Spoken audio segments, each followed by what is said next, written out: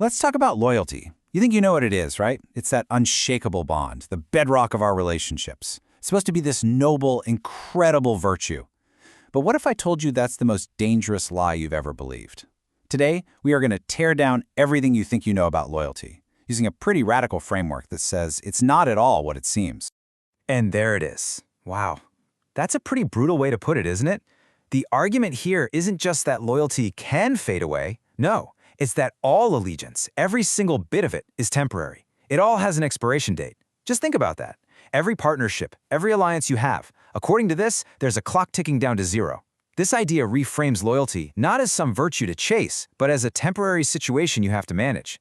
It's a tough pill to swallow for sure, but it's the key to a much more strategic way of seeing the world.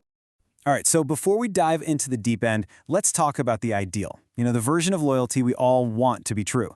This is the stuff of legends, right? The ride-or-die friendships, the unwavering support you see in the movies. It's what we all hope for. We see loyalty as this pure, emotional thing. It's that gut feeling of having someone's back, a promise that goes way beyond just what's convenient. It's the friend who shows up at 3 in the morning, no questions asked, or the coworker who defends you when you're not even in the room. This kind of bond feels real, it feels powerful, like a fortress. But what happens when the pressure is on? What happens when things change? Well, our source material says this is exactly where that beautiful idea of loyalty starts to just crumble. Okay, and this is where we shift from the fairy tale to the cold, hard truth. The idea here is to stop asking, is this person loyal to me? And start asking a much colder and frankly, a much more useful question. Why haven't they betrayed me yet? See how that changes everything? It's not about feelings anymore. It's about a temporary alignment of interest. So this concept, delay and betrayal, it redefines everything we thought we knew. Loyalty, from this point of view, is just the time when what's good for them happens to also be what's good for you. They support you because supporting you is the smartest move for them. The second that calculation changes, the instant it benefits them more to abandon you, that thing you called loyalty just vanishes. Poof. It's not them being emotional or evil, it's them being rational. It's a chilling thought, but it suggests the real driver isn't love or honor, it's just pure self-interest. And here's the difference laid out plain as day. On one side, you've got emotional loyalty. Feels great, sure, but it's built on the shifting sands of human feelings. It's fragile. But on the other side, you have structural dependency. This has zero to do with how someone feels about you and everything to do with how much they need you. And here's the crazy part, the real paradox. Emotional loyalty breaks under pressure, right? But this dependency, it actually gets stronger. The tougher things get, the more they need you, which hardens their allegiance. Not out of affection, but out of pure necessity. So, if emotional loyalty is a gamble, what's the solution? Well, the source material says, stop hoping for loyalty and start building dependency. You have to stop being a passenger and start being the architect of your relationships. This is the big pivot right here. It's about taking control instead of just waiting to get burned. This is the million-dollar question, isn't it? If that warm, fuzzy feeling of trust can disappear overnight, what's left? What can you actually build your security on? The answer, according to this framework, is to make yourself so essential that they can't afford to lose you. And that brings us to this key idea: necessary value. Now, this isn't just about being good at your job or being a nice person. No, this is about having something, a skill, a piece of information, a connection that is so critical to their goals that the thought of losing you becomes terrifying to them. You're not just an asset they have. You become a pillar holding up their entire structure.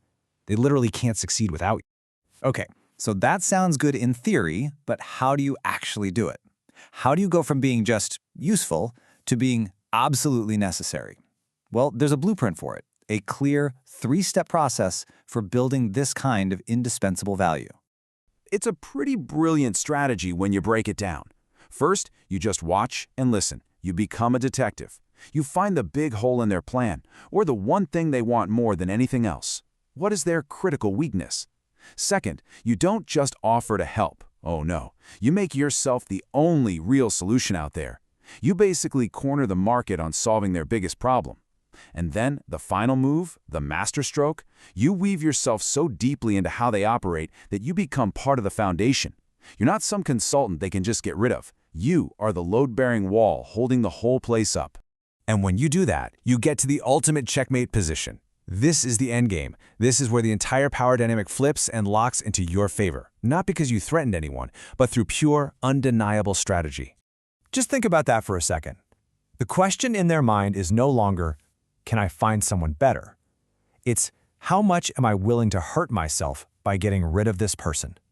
You've made loyalty totally irrelevant because you've made betrayal an act of self-sabotage. Their own self-interest, that powerful force we talked about, is now your greatest bodyguard. And there's a name for that checkmate: structural suicide. It's not personal, it's structural. By getting rid of you, they're not just losing a friend, they are literally taking a sledgehammer to their own foundation. They are choosing to fail. And since most people want to succeed, they'll protect you, simply to protect themselves. You've basically harnessed their own ambition to guarantee your own safety. So, we'll end on this. I want you to apply this cold, strategic lens to your own life. Really think about it. Look at the key people around you, at work, in business, maybe even in your personal life. Who's with you because of some fleeting emotion? And who is with you because, frankly, they just can't function without you?